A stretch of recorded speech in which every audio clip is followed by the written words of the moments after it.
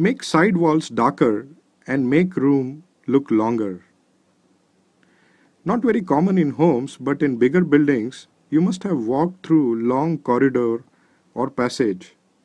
Maybe in college or some public place, a very long corridor which takes you far into the building.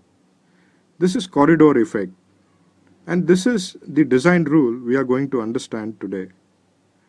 This is another design rule to trick your brain.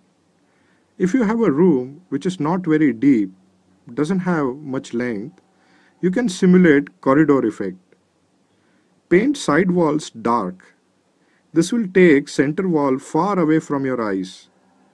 You know wall has not moved, but it creates a feeling that it has gone away from you. This will allow your room to appear with more depth. This effect is exactly opposite of making center wall dark and bringing it close to your eyes. Strong colors on side walls makes room thinner and makes it appear longer. It gives corridor effect.